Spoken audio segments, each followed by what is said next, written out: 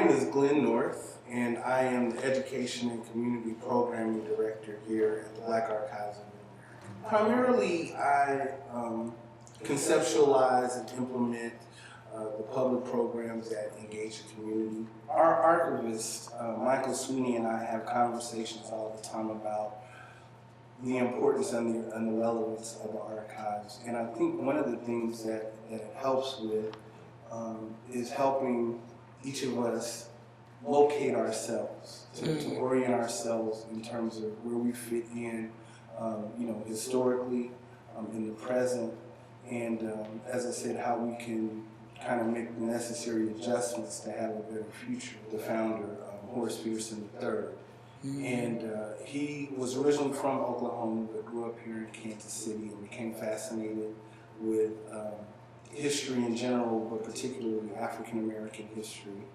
and started speaking to the elders in the community. And as those conversations evolved, he started to identify certain people who had documents, photographs, records, artifacts, things that he thought he should be collecting for posterity. And in May of 1974, he opened the Black Archives on 20th and Vine. Him really wanting us, first of all, and the larger community, secondly, to understand the important contributions African Americans have made, specifically here in Kansas City and the surrounding area. Their efforts and their contributions have had national importance. I mean, our permanent exhibit is called With Eyes No Longer Blind, and the permanent exhibit kind of speaks to the research and the collecting that Mr. Peterson was doing. So the information in that exhibit goes from 1850s, prior to the Civil War, up through the early 90s.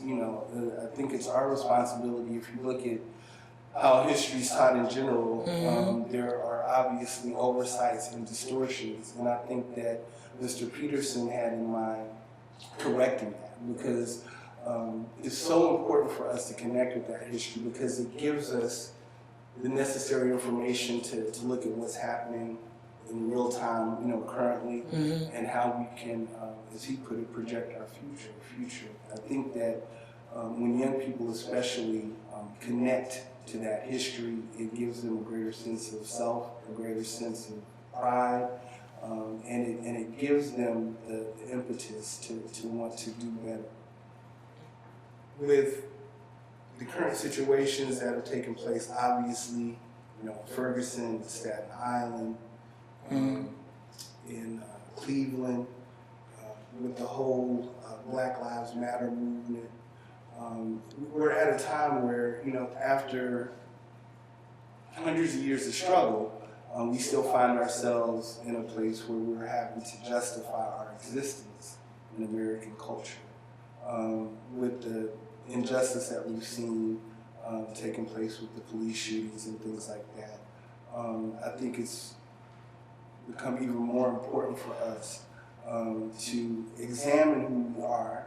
I think by looking at this history, we can look at the strides that were made by our forefathers and predecessors, and we can draw from that. I think that there's a blueprint that's available when you study the information that we have here as it pertains to civil rights in this area, in Kansas City. Prior to integration, this community was thriving. There were Black-owned businesses. The Black community policed itself.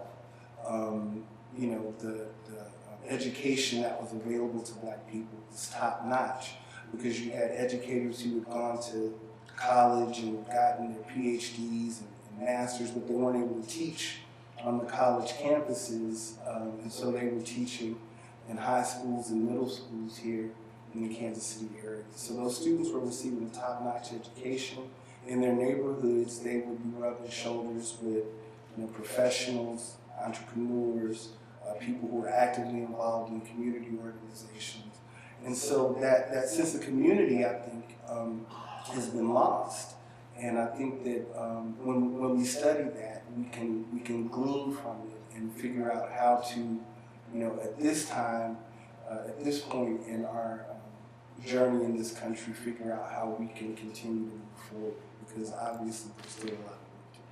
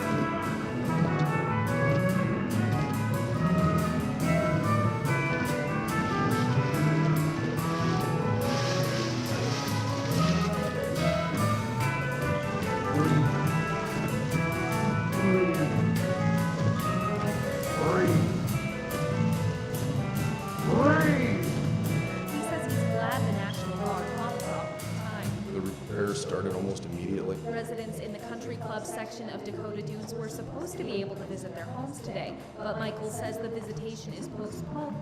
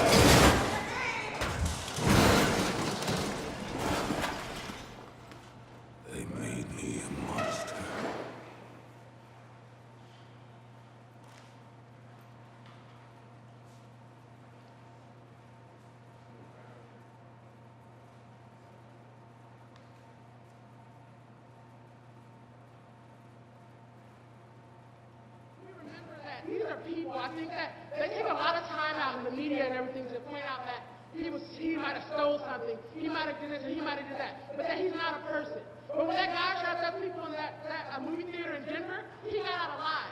When other people do things and crimes, they get out alive and they're trouble. But when a black man does something, he's a thug, he's a criminal, and he might have deserved it. But they're not treated as people, and they deserve that, and we can't forget that. And everybody deserves a chance at life.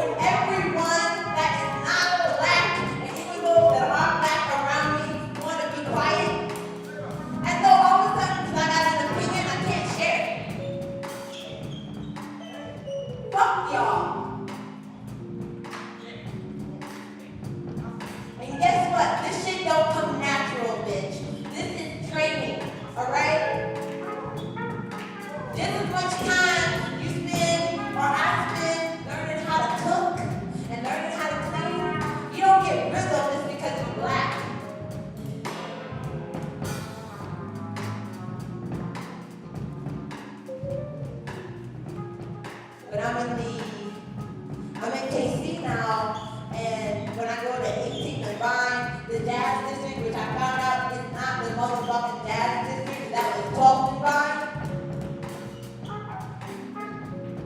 They want to say, hey, Cash, show me what you can do. Nigga, what the fuck can you do?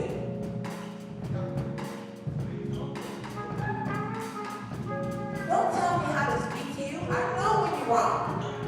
And I have no time, and I have very, that's for you.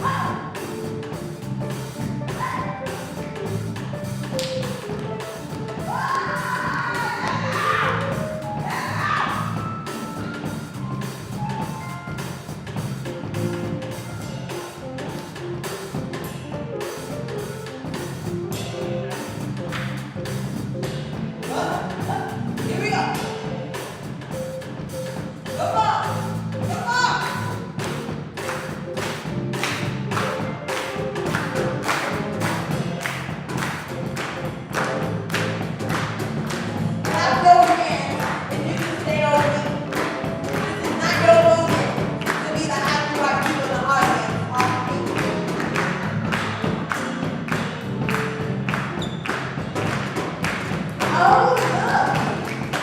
Oh, look, another savior. Your peace. Another guiding advocacy. Come to save the day and plant trees. Isn't that just lovely? It amazes me.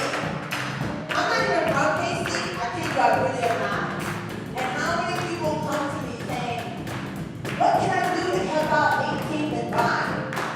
Then I guess you can cross the street and ask them what they need for your help. Maybe if you do that, you would actually get an answer versus coming to save the day. Nobody needs a Superman, because Superman doesn't exist outside of comics. You understand that, right? It's not real. This is not a diatribe. This is not a hate-mongering session. This is a period of centering blackness. And if you don't know what that's like, it's because you're white. And if you think I'm joking, it's because you're white. Nobody who is not white does not understand what I say when I say centering themselves and allowing themselves to be the topic of conversation. If I ask you, Don, how was your day? I'm not going to say, hey, Don, how was your day? Anyway, yada, just go by. You know, sloppy Joe, sloppy mom. I'm going to be like, how was your day? How was your day, Pat? It was okay, right? Okay. That's centering. It's so simple if you make it your practice.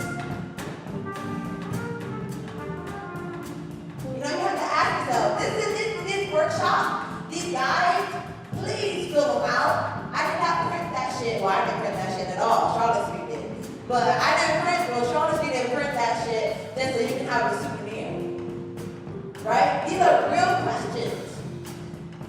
And trust me, there's gonna come a day when the shit might just burn. And it's not gonna be because you didn't sense a blackness or Asianness or Latino-ness. It's gonna be because you've been fucking up as being a decent human, honey. That's what centering blackness and otherness is about. It's about putting yourself in the place in your journey to be a decent person, not a law-abiding person, not a person according to ethics and morals that you just heard from Sesame Street that you ain't thought about since you heard it, though not on Sesame Street. 1, 2, 3, 4, 5, 6, 7, 8, 9, 10, 11, 12. Woo, that's the shit.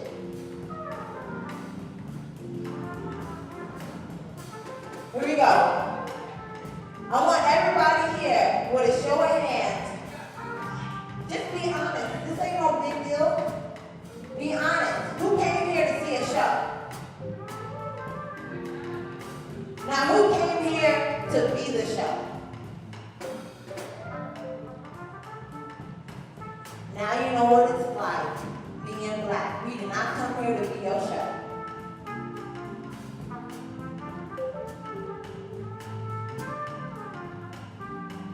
Can we take it out, fellas? Work. Kuseo in the house. KC. This is about KC. This is not about New York. This is KC, 18th and Vine. Kuseo, Northeast, Southside, Westside. This is KC. KC all day, every day. This shit is shit from KC. I didn't come up with it. I ain't that good yet. You got anything to say?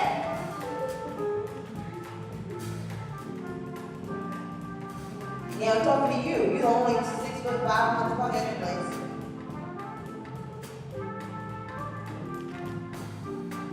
Speak up, y'all. This is not a bit. I'm not gonna hurt you. Not here. Yes, not here. I won't hurt you here.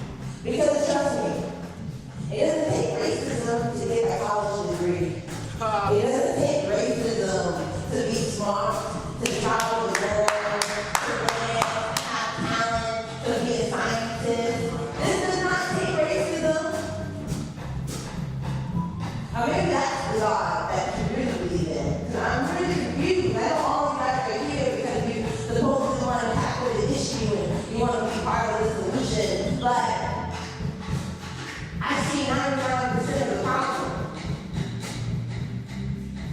Because there's very few people in here that I have not spoken to.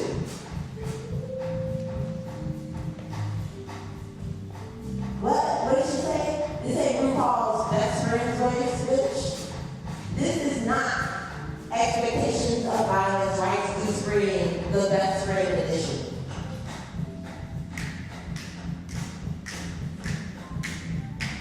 This is me being real, and this is us really wanting to say, what are we going to do? And don't tell me what I need to do, because what I should do is put my foot up your ass, and I haven't done it yet, so therefore I'm good. I really am good. There's nothing else I gotta do. I gotta pay my rent just like you, eat, put food on my table just like you. I ain't asked you to come up here and dance for me, right? So why do you want me to think that you shouldn't have to do any of the work to get any of the credit?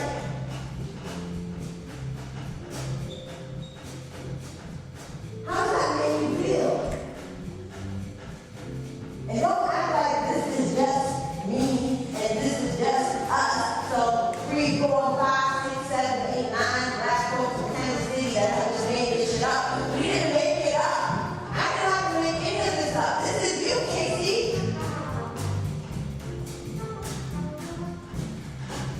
And trust me, don't ask the chica who's not even from here how you gonna do it.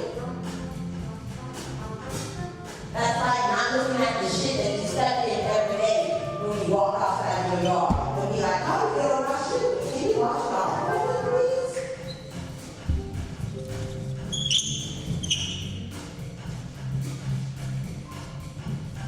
I didn't come here for a diatribe, so don't get too hurt feelings. But trust me, if you do get hurt feelings, those are your feelings, not mine. So do not share them. As though I am going to make it all better. We're talking about reality. Saying that I can be happy, sad, and I still feel racism. You understand that? Happy, sad, angry, crying, got this day in the studio, this bad day, I still got to feel racism. It doesn't even matter. These mood swings. And when I call you out on it, and you see me in the street, I encourage you just to have the decency within yourself. To say, maybe I did step in some shit and I ain't washed it off my shoe yet.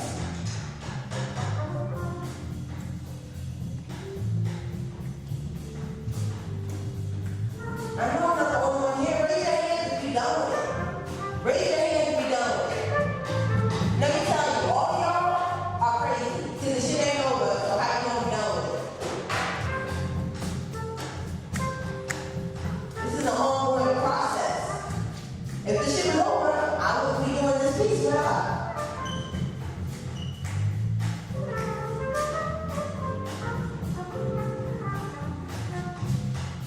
And I really don't know what to tell you.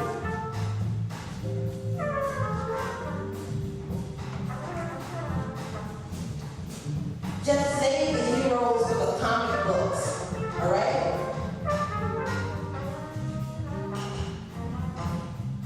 Save your feelings for your soap operas, alright? Because we are all dealing with it, and we are all suffering from this. You're lying to yourself, and you think you're as good as you can be. Because until this shit is over, you are nowhere near. Nowhere near.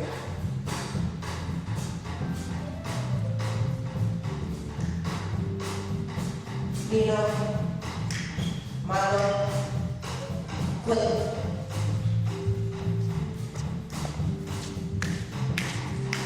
This is Casey, y'all. To save Academy. Give it up.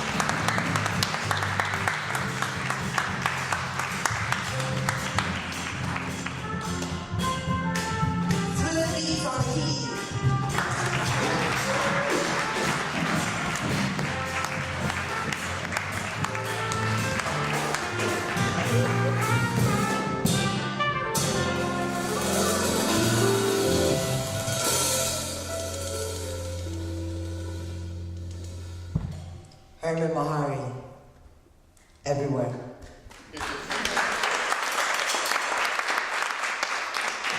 right, now I know there's a lot of.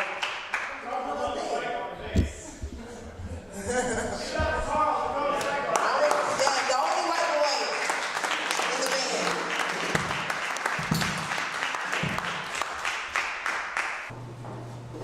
What was your process? How did it flower from its inception? Go ahead. Yeah, I've been working on this for about a year and a half, maybe longer. I don't know. Yeah, maybe longer. And it was the theme of the project was the same, more or less, but kind of the actual structure of the project and what it would be, what it would look like, how that has changed drastically. But once we kind of got the idea of who's going to be collaborating, where we were going to do it, and that's when we kind of decided that was just it. So this setup, this idea, the whole setup of this.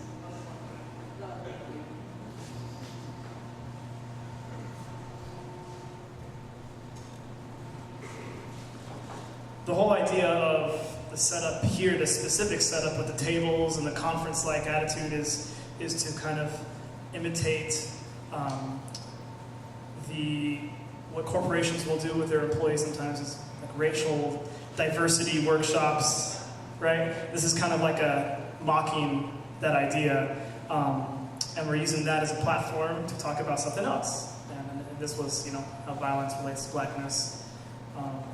And so Kat and I got together on a weekly basis with Ryan, Tinney. I don't see, where's Ryan? Where's that here? Anyways, the three of us got together. Ryan's black. We got together every week and we talked about, what we wanted to go through, what sections we were going to do, how we were going to portray each section. And based off that, I composed the music. Kat did the choreography. And her and Ryan both did the visuals, and we worked on putting stuff together. So it was a pretty fun experience and really enlightening and big learning experience. It's cool when art can be an investigative process, not just in a musical sense. Are there any other questions about the process? You did a lot of research in the archives. Maybe talk about that. Yeah, Kat did, and she brought in a lot of the stuff. And Kat can talk more about it, but she made a lot of copies and handouts that we discussed. So yeah, I started this with Herman, and I remember I contacted him in the end of August of 2013. And if you guys know 2013, you had the anniversary of Sacre du Printemps, as well as the anniversary of the March on Washington. And if you remember the March on Washington when it came out, if you know anything about that particular narrative, you know that there was this huge inclination and machine that advocated that there was going to be violence at this march for human rights. Not really civil rights, human rights, this whole idea that you can have self-sovereignty. And yet, at the same time, I thought it was so interesting because Sacre du Printemps, which is this piece by Tchaikovsky, and it was choreographed by Nijinsky, two European guys, go look up some ballet. That there was this actual riot at the Paris Opera House when it premiered. So you have this really elitist institution, and they're fighting over who has literally fighting over who has the best creative vision, yet you have this huge gathering of people of color from all over this particular country as well as elsewhere, and we're supposed to, according to the mainstream thought, we're supposed to be not able to control ourselves. So I thought that was so crazy, and I remember speaking with Herman about it. I actually made a trip in KC just to speak to Herman about it, and I was just like, we gotta do something about this, because there's this inherent idea of violence and blackness that has nothing to do with who we are, but everything to do with what we can do and how we operate in this society globally. You know what I mean? And that kind of stuff, when it first hits you, it might eat you up. You know what I mean? Of course, you know, like I tell people, I've been black for a while now, so, and it's not gonna tear me down. But there's a couple of times, yeah, when I was younger, I was literally looking around like, is the world gone crazy? So that's how it started. I went to trips to the Black Archives, which is Michael Sweeney, who's not here tonight, but he's the archivist at the Black Archives, Mid-America, Black Archives of Mid-America on 17th Terrace in the Jazz District. And I went there like 4 or 5 days, no, like 2 to 3 days a week, because they're not, unfortunately, they don't have the funding right now to be open with regular hours like 9 to 5. You have to email them and set up appointments. And he just hit me to all this stuff. And so big shout out to him, as well as Chucky Brewster. Marstown Archives, Chucky Haddix. I'm like Chucky Brewster, whatever. Chuck Haddix, just Chuck, at the Marstown Archives. And that's where quite a bit of this image. Any questions? Don't be afraid. Pretend like it's Facebook. Yeah, all right. Yeah, listen here. You can ask about the process, about anything, really. Okay, so my question is, for those performers who grew up in Kansas City, what feelings or associations do you have with the police? What do you mean? I mean, like, I don't know, I feel like, obviously there was rioting in Ferguson because there was a very toxic relationship. I'm not in Ferguson. That's why I'm asking about the people in KC, because KC is a different place than Ferguson. But I feel like there's still probably some tension. Police. Man, where they at. So, but you know, every city is different, every community is different. So I'm wondering, what are you feeling? What have you felt in relation to police here in Kansas City? For those people who grew up here. Okay. Mike, come up and answer the question on the mic. I have an answer to this too, but I didn't grow up in KC. So basically what you're saying is that what is our relationship with the police out here in KC than Ferguson, right? Okay, yeah. I really don't. Well, yeah, I'm cool with the police here. You know, I mean, everybody's cool. Got a couple of cousins.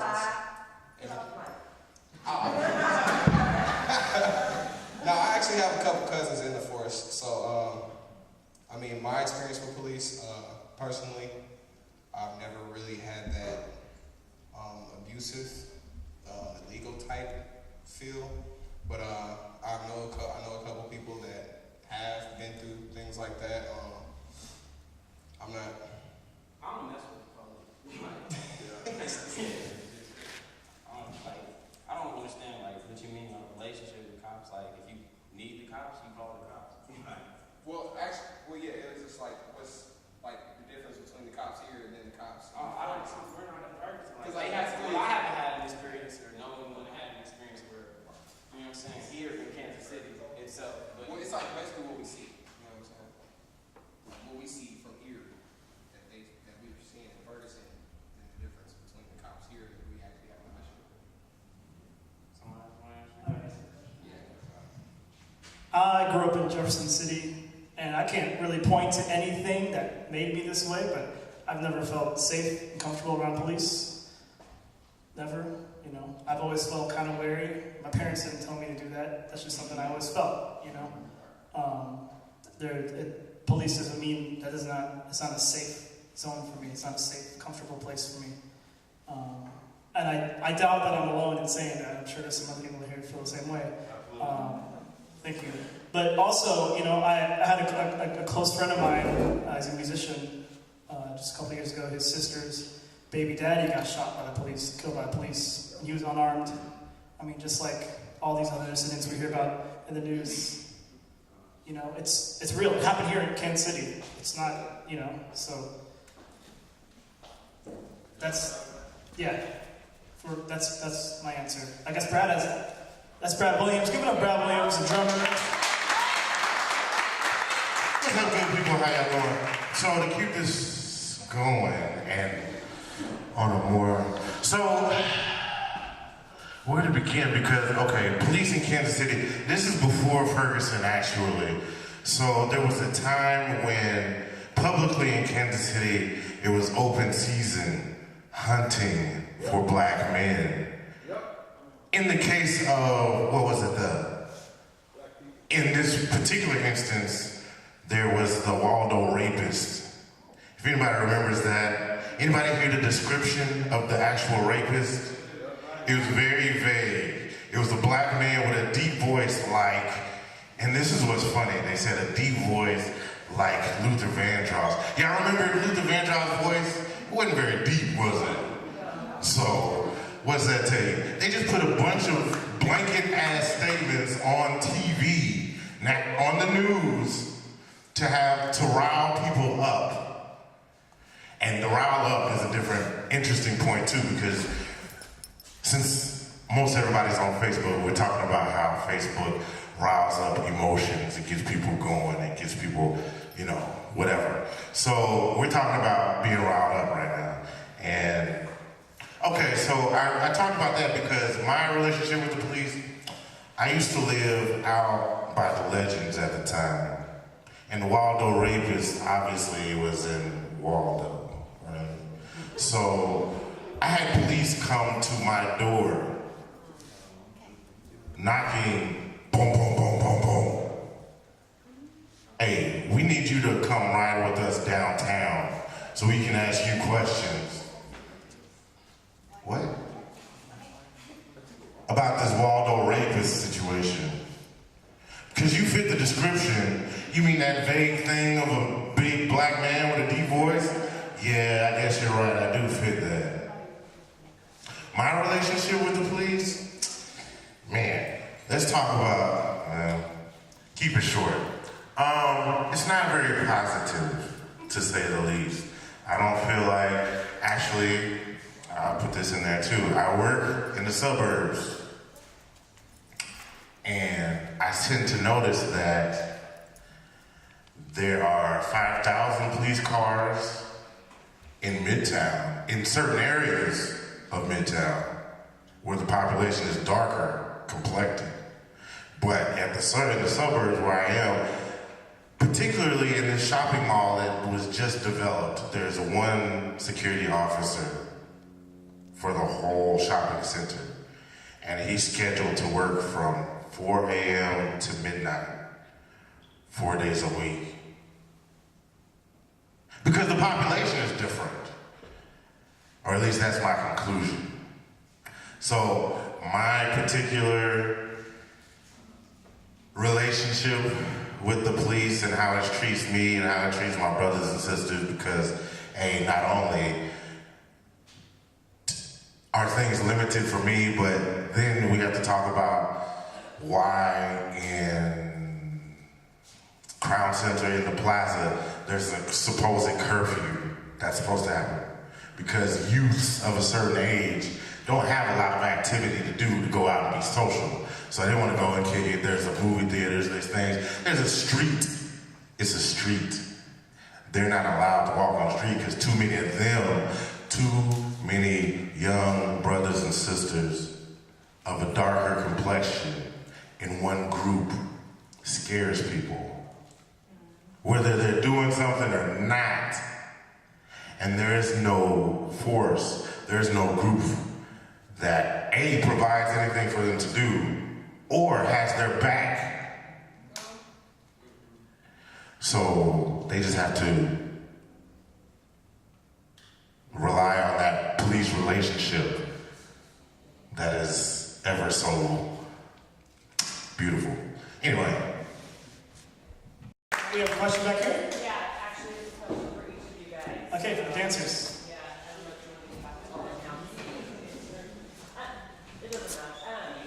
So I'm curious as to what motivated each of you individually to be in this, talking about blackness and expressing yourself in it. I mean, like, especially after hearing that, you don't have a problem with the police and whatever. I mean, what is it about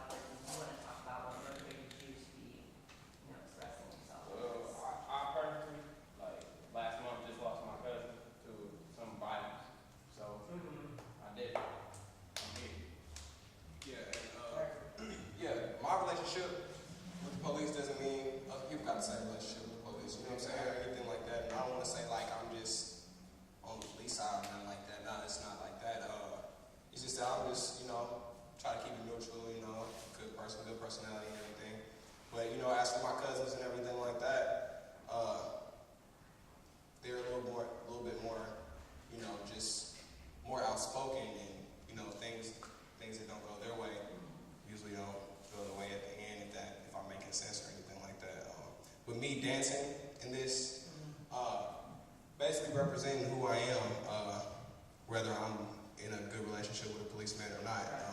You know, these are my people, you know. Y'all my people too, I love y'all too, you know. But as for nationality, of course, you know, it's African American, so I mean, of course I'm gonna fight for where I came from and who's, you know, had my back in the long run and everything like that. So I don't know if that answered your question, but yeah. Okay. I mean, I'm here because one, I'm black, and this is a black sponsored event. And my relationship with the police ain't too good as well. I grew up around by the plaza when that was going on. And I was depicted, and I'm like 6 or 7 at the time. I'm not even a grown man yet, you know what I mean? So police stopping me on the street, and I was a part of that, where they would stop us on the street, and we had a curfew at the plaza. It's 9 o'clock, but nobody goes down to the plaza no more for real, because the police is always there around like 8, 7. And the curfew supposed to be at 9. So you go to the plaza, you gotta go in the daytime. You can't go to movies at night no more, because they'll come get you out the movies and like say you gotta leave, or say you was making noise in the movie when the whole movie quiet. Yeah, some kids would just be sitting in the plaza waiting on their parents and couldn't even sit in there wait on your parents. Or, like, yeah, like it was just that like stuff like that. Yeah. Now, I guess I just kind of wondered if there was a specific message that was important for you to be relaying in, you know, like expressing yourself. And I guess I kind of got it from you that you're speaking for, you know, your individuality and, you know, people that you care for. Yeah. Well, yeah. So. Yep. So. All right. I just want to real quickly say that, you know, when you mention that you have a good relationship with the police, don't forget it's a two-sided relationship, you know. So you're a walking target. Right. And that's true. You know, well, it's not like the fact that I have a good relationship with every policeman I walk past, you know. It's just that, you know, my cousins, No, I got you. I know you were saying that you haven't had any kind of real negative interactions, but it's there. You know what I mean? You know what I'm saying? Yes, I'm saying. That's Ryan Tinney. About the police. You can answer in that seat and on the right. Well, about the police, there's a lot of anecdotes that we can talk about. Our experiences, our encounters. I had a funny encounter where they caught me rolling the joint. I was parked, and they caught me rolling the joint. But they thought that I was about to get out of my car and steal the copper out of the bottom of the streetlights. So I was like, no, I'm not about to do that. But and I mean, it was I don't know, I never heard of such a thing. But that's anecdotes. But there's a lot of there's empirical evidence or empirical policy. Like the curfew on the plaza is a policy that kind of disregards the individual, whether they have a family member on the police force or not. It's a policy. There's also the Kansas City gun experiment. It was in the early 90s. It's kind of what the legal basis for stop and frisk and the enhanced interrogation tactics you see all over the country. This is stuff. This to stop you on the street. What are you doing? Give me show me your papers. What are you doing? Where are you going?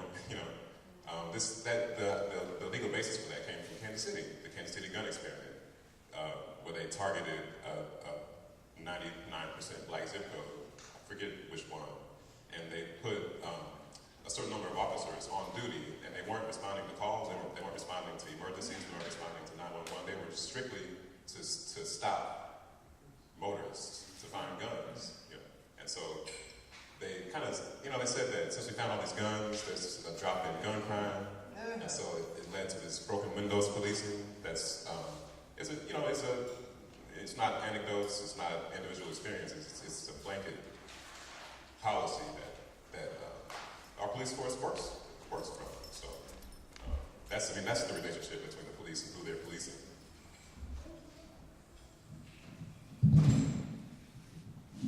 Comments, including questions about the process of creating this.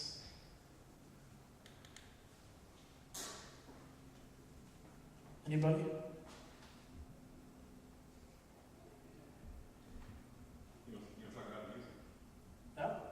talk about the music. So the music was a result of a few months of discussion with Kat and Ryan. We got together on a weekly basis and talked about what we wanted to cover in this, which, as you can notice, is set up like we've got conference tables, and the idea was the platform was going to be a mock of a racial diversity workshop that corporations put on, to make sure that their employees are racially sensitive, and we actually took an outline for one and used that as the basis. We thought the whole idea of it was kind of funny, and that notion was kind of funny, so we wanted to mock it and use that as a platform to talk about violence as it relates to blackness. And so we went through all these sections, what we wanted to talk about, and what we wanted the visual and the aesthetic to be in each section. And so I wrote music based on all these aesthetics that we described, and Kat did the choreography based on these aesthetics as well. Question? Are there any plans to do anything else with the show, or is it just like these last 2 days? The question was, are there any plans to do anything else with this show? Which is a good question. Kat and I were talking about collaborating for almost over a year and a half. It's been a long time, and we've been talking about this for a long time. It was only the last 2 months that, once we got the space, when we kind of honed in our vision. But the project and its scope has changed so much, and our initial thing was to kind of start something here in KC, and then try to do something with it, make it bigger, do maybe international collaboration, because blackness everywhere, it's not just here. So yeah, I think this is just the beginning. We don't have a specific, we talked about taking it to London and working with street dancers there and stuff like that, but this is just the beginning.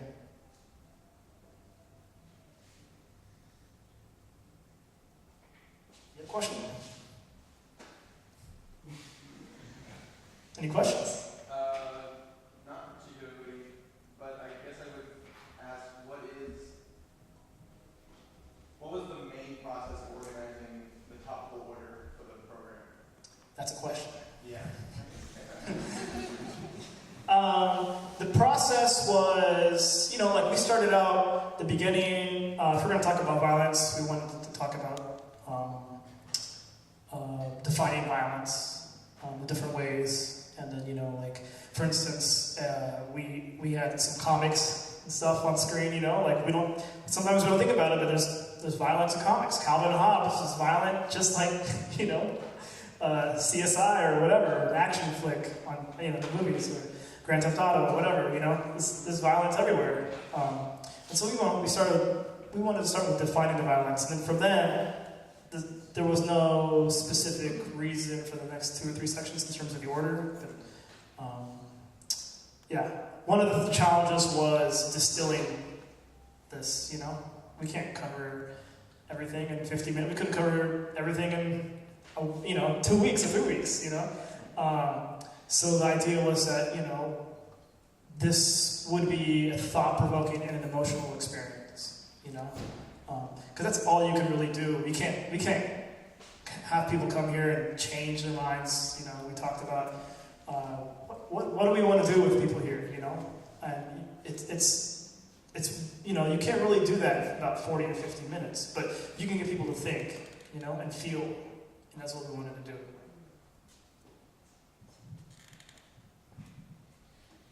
You got something to say, Kat? Fuck yeah, not that.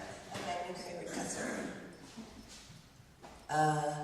Yeah, I do want to say, first of all, there was a person who left, a wonderful family that left, but before they left, I was able to catch them, and they actually had a question for the audience. And their question is, do you think it honors people when who they are is being boxed into a symbol, like the Kansas City Chiefs and the, what the fuck they, Washington Redskins? Do you think, and like the Black Tar Babies, you know? Because all of you guys are in here, and all of y'all, not all of you, but let's just be honest, this idea to take people and make a caricature of them and then say it honors them, like, are you crazy? That's like if I come to your house, it's like Rick James on the white leather sofa. Do you think you honoring me? Or do you think you're perhaps in, you know, real close to getting wrecked?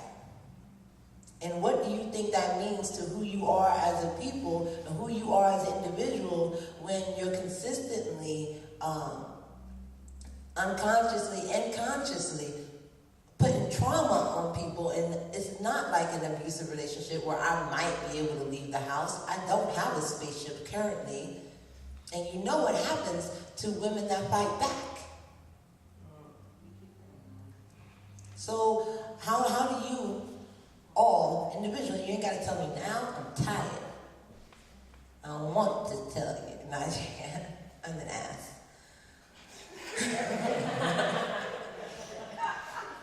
Max, you have a question? Oh, that was your teacher and his teacher's family, by the way. This question is mostly directed towards the white people in the audience. Knowing that we are all part of this system, whether we actively oppress people or not actively oppress people, knowing that we are in that situation, how do we make that situation better? I'm asking you guys, I don't want answers. Any ideas? Yeah, my family's here, I would like answers from you. My family's here, I would like answers from you. I mean, as a young person, someone who's yet to graduate college or yet to finish their education, I feel like it's a lot harder in this situation to make an active difference. But keeping the conscious in mind and then forming or starting to form a plan now and deciding what to do depending on situations that arise in the future.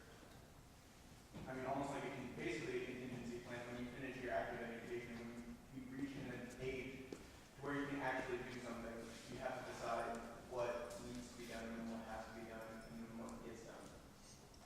Well, and then to that, even though we haven't finished, whether it be high school, college, or anything, we're still a part of that system, you know? And moving forward from this experience, we need to understand that these problems were caused because of a hierarchy that we find the need to always have. In all honesty, we're very, very similar. I mean, me and Ryan, we both eat at YJ's. Me and Kat, we both go to Min's house to hang out. Just understanding that there is a problem, and it's a much bigger problem than just waking up one day and saying, all right, I'm gonna fix it. You have to actively, continually fix this issue. And I think that's a really good point. Now, I don't think it's a much bigger problem. I think it's a much smaller problem. Like, I don't care. While you're waiting on graduating school, 1 every 28, 30 some hours, a black person's getting killed by police. I don't give a fuck whether or not you graduate school. That's not my concern. I understand that that's your priority, and I'm so thankful that you're willing to share that as your priority, because that lets me know where you stand, regardless of whether or not you want to be known for standing for that.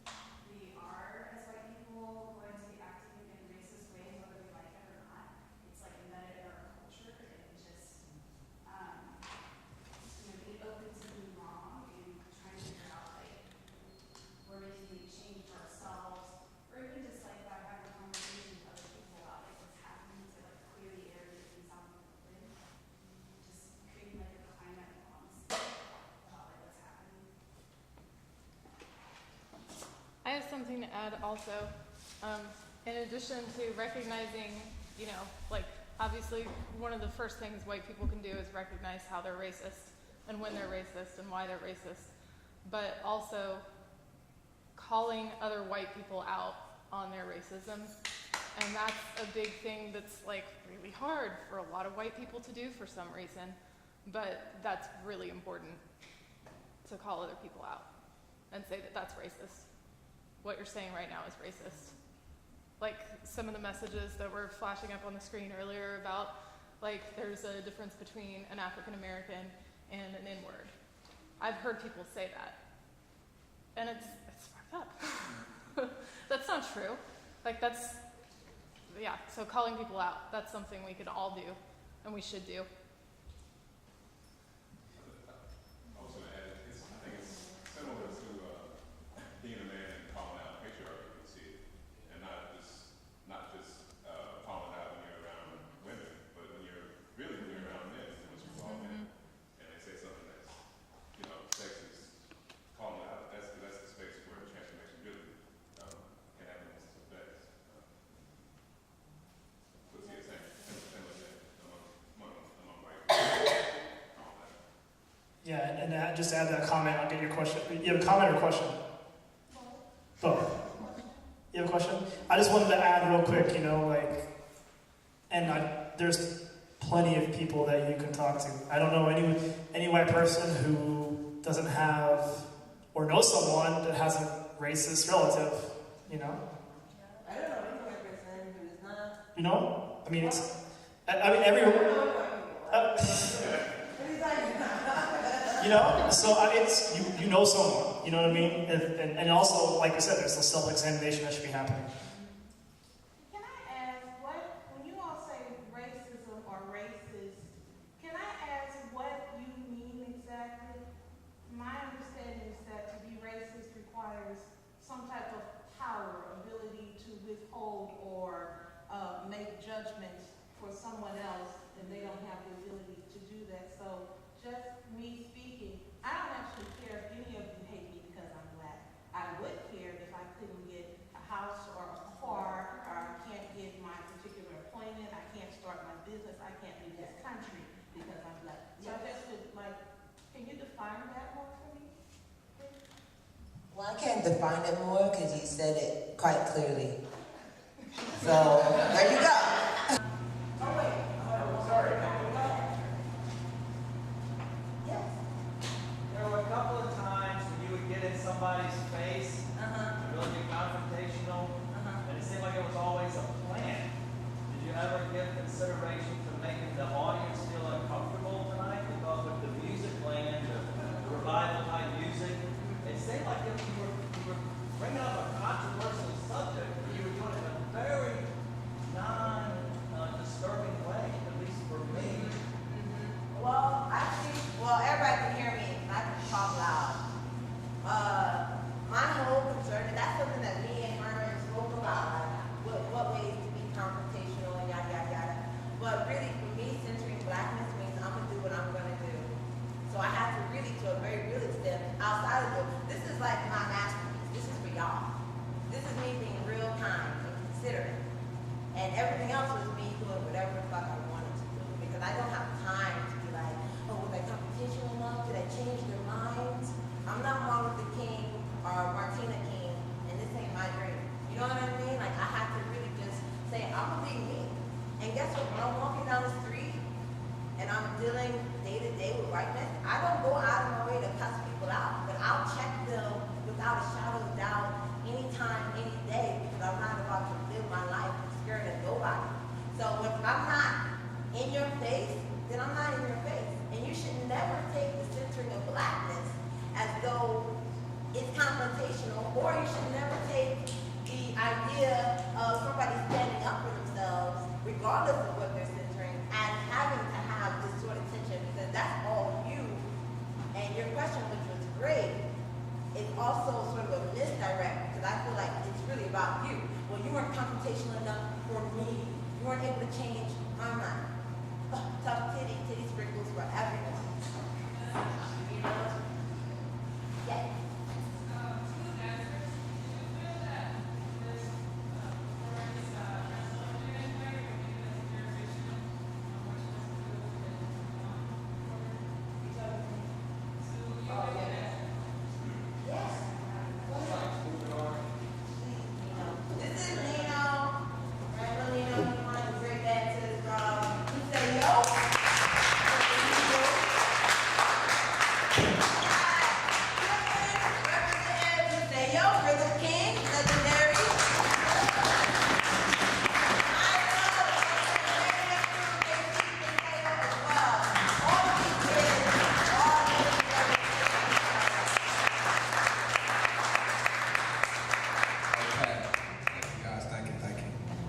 so repeat that question one more time. My question is, does this performance transform you, or give you a direction of what you want to work on as, you know, an artist or as a dancer or whatever you want to Yeah, well, honestly, really, me doing this project right here, it just always reminds me of where I came from and why I've, you know, my emotions, you know, this type of project brings out the emotions, especially all of us, you know, dancing and everything like that. But as for futuristic things like this, of course, you know, I would love to do something like this in the future. Pretty much anything that involves money, though, but yeah. But yeah, this right here is very powerful and touching just because of our ancestors or great-grandmothers or anything that actually went through this type of things. So us dedicating this to them is something powerful, you know, for Trayvon Martin. Mike. Yeah. Yeah, you know. So yeah, Mike Brown, any, you know, just basically dedicated, yeah, family, anything like that. Anybody else? All right. Anybody else got any more questions? Where do you guys dance? You said what? Where do you guys practice, or where do you dance? Well, we usually practice at the Paseo Studio. We're from Paseo High School of Performing Arts on 47th floor. Came out there, so that's where we practice at. It's like 2 dance studios there and everything like that. Yeah, you guys want to know how my arms felt after the show? They hurt. Nah, they feel good, Josh. Yeah. Okay. Yeah. Anybody else got any more questions?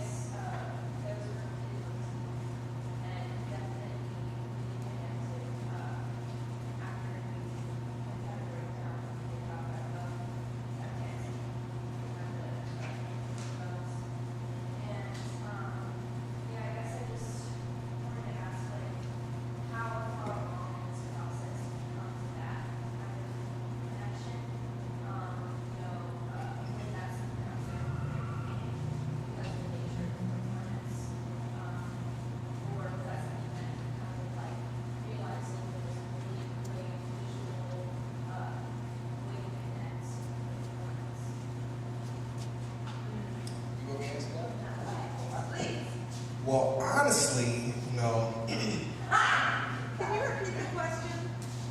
Yes. Can you say it about the imagery, the repeated imagery of the dancing skeletons and bones. I was asking about where that you belong in the process. I was looking at discovered farther along, basically where that came from. Because I felt like there was really strong visual. Okay, I've been nominated to answer that question. So basically, dealing with skeletons has to do with the idea of blackness as in theoretical terms or critical terms that you may know from academia as a social death, but also just dealing with the threat of violence that people of color have to deal with on a day-to-day. So for me, it was an inherent part. I mean, that's the whole shit. I mean, you know, expectation of violence. I walk down the street. I'm walking down the street, I'm not smiling. She's an angry black woman. This whole real close to precarious lives. You know what I'm saying? And the fragility of our lives being discounted, you know? Or like put on these mystical planes. That's why we had like, we all have watched comics and cartoons, us at least, and doing like the Dragon Ball Z. And you know, the hold on. Herman knows it correctly. What is it, Herman? Kame?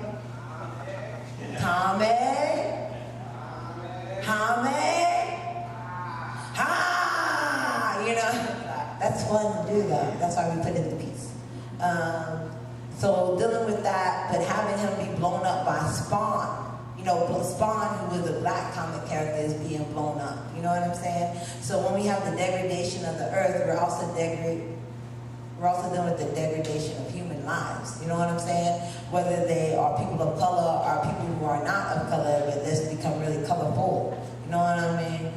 So the whole idea of death and being so close to death and not having that recognized was just part and parcel of the work. And when Ryan Tinney said, yo, I found this skeleton cartoon, I was like, yeah, that's us all day, every day. You know what I mean? In so many ways. Now, that's not us who we are on the inside or who we are on the outside. But due to the pathology of white supremacy and racism, we might as well be shucking and jiving skeletons, you know what I mean? Whose bones, and I mean, the bones, I mean, the structure of our lives can be rearranged, you know, in whatever format. So yeah, that was a very important part of the work to me, to Herman, just digging into it. That answers your question, Chica? Yeah. Word. Any other questions? Going once? No, I'm joking. I don't fucking watch baseball. Is that baseball? I don't know that shit. I don't watch it. It's an auction? I got a problem. So I wanna, first of all, can I please have Brad Williams come to the front, Herman Mahari, Swiss Beats, as we like to call him, come to the front, and bassist who I do not know his name. Carl McCombs right on the bass, Kenyon Price on the keys, Brad Williams on the drums. I'm Herman Mahari. And let's do a big shout out to Nino, Mayhem Crew, Milo, Mayhem Crew, Clinton, Rhythm Kings represent. Thank you, Charlotte Street. Thank you. Big shout out to Pat Alexander. Big shout out to Peter Chun coming through, John DeLon, my mama. I love you, not joking. No, I do love my mama.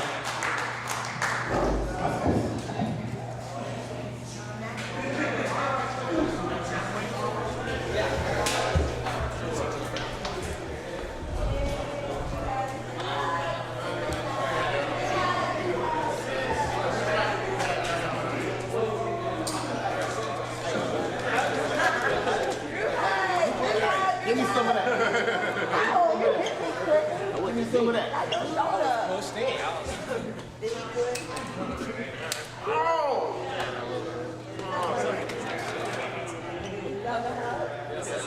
Sorry.